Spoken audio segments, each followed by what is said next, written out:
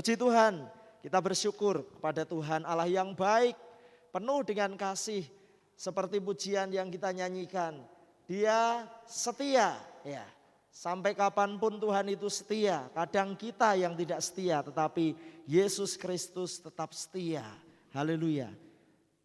Firman Tuhan tentang kasih yang menyembuhkan.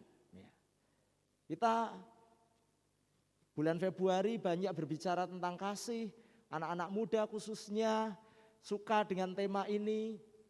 Dan di dalamnya ada Markus pasal 1 ayat 40. Kita akan membaca sampai ayat yang ke-42. Ya.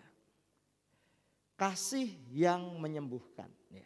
Saudara yang dikasihi oleh Tuhan, sekarang ini wabah penyakit telah menjadi momok yang menakutkan di seantero jagat.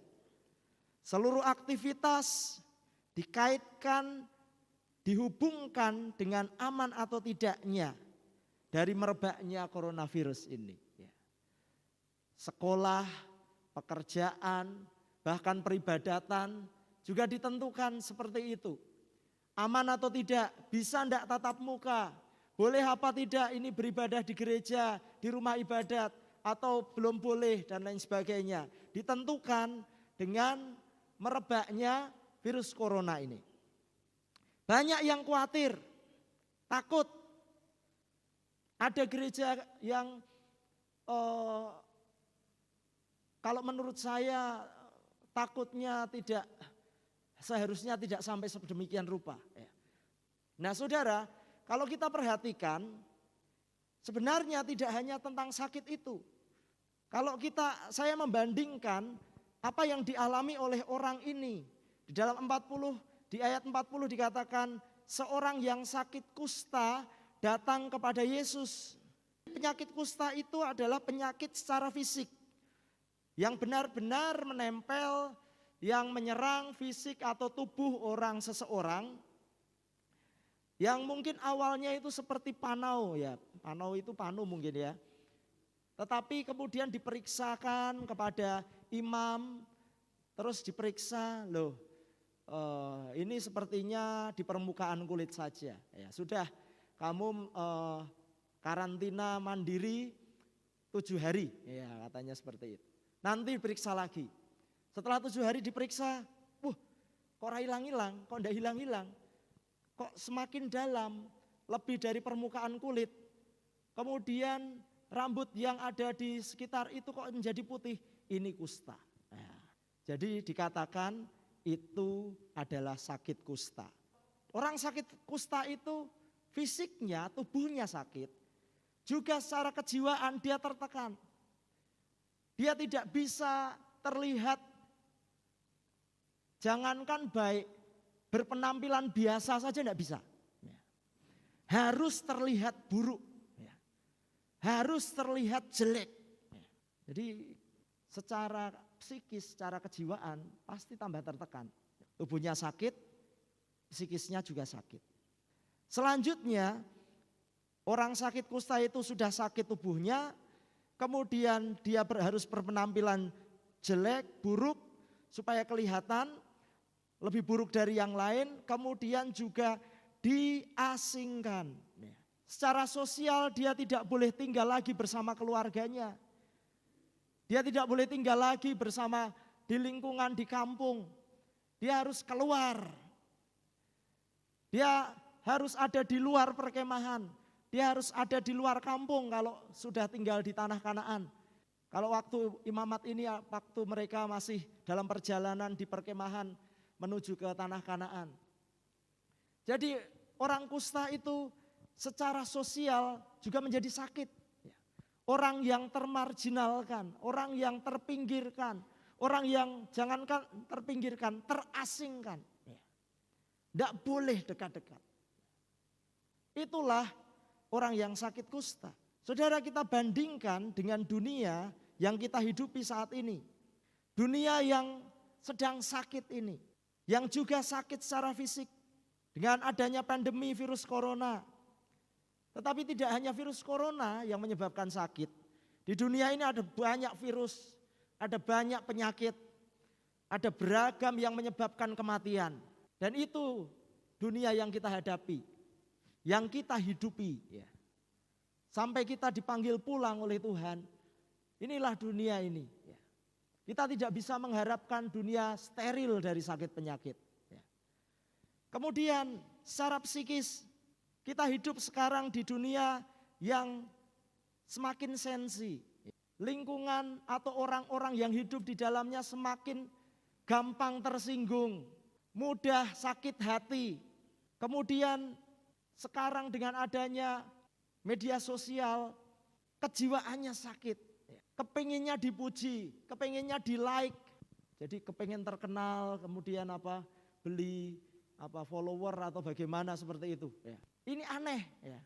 Kenapa kok kepengen di like ya? Zaman dulu kan kita enggak pernah mikir kayak gitu ya. Nah inilah ya kejiwaan. Dunia ini sedang sakit secara sosial. Menipisnya toleransi. Ketika berbeda dianggap musuh. Kejahatan yang semakin tinggi. Kesenjangan yang semakin melebar. Yang kaya dengan yang miskin. Sosialnya sakit. Mirip-mirip dengan kusta. Dunia ini sedang terjangkit penyakit. Puji Tuhan karena orang kusta ini datang kepada Yesus. Haleluya. Kembali di dalam kitab Markus tadi, seorang yang sakit kusta datang kepada Yesus. Dan sambil berlutut di hadapannya, ia memohon bantuannya, katanya. Kalau engkau mau, engkau dapat mentahirkan aku. Haleluya. Kalau kita ingat tadi, seperti apakah orang kusta itu? Orang yang harus terpisah dari orang yang tahir. Tidak boleh dekat-dekat. Kalau ada yang mendekat dia harus berteriak, najis, najis. Supaya orang tahu bahwa dia berpenyakit kusta. Oleh sebab itu kalau di dalam Injil Markus 1 ayat 40 ini dikatakan seorang sakit kusta datang kepada Yesus. Dia sedang melakukan aksi nekat. Dia tidak peduli. Dan pada waktu itu tidak pernah Yesus itu sendirian. Selalu banyak orang ingin bertemu dengan dia. Dan sekalipun ada banyak orang di situ, orang kusta ini nekat untuk aku mau ketemu Yesus. Saudara, saya percaya kita semua saat kita mendengar ada Yesus, ada pengharapan, ada kesempatan untuk sembuh, maka kita akan melakukan apapun untuk bertemu dengan Yesus. Kita tidak akan melewatkan kesempatan untuk sembuh kalau kita sakit. Kita tidak akan melewatkan kesempatan untuk menerima pertolongan kalau kita sedang dalam keadaan terjepit. Amin. Ya. Kita pasti akan mencari, kita pasti akan berusaha untuk mendapatkannya. Ya. Orang kusta ini melangkah mendekat. Ya. Ini berbicara bagaimana kita perlu untuk mengabaikan semua cercaan, kehinaan yang diarahkan dalam hidup kita. Untuk kita tetap maju mendekat kepada Tuhan. Saudara, kalau hatimu sudah digerakkan oleh Tuhan supaya tahun ini lebih dekat kepada Tuhan.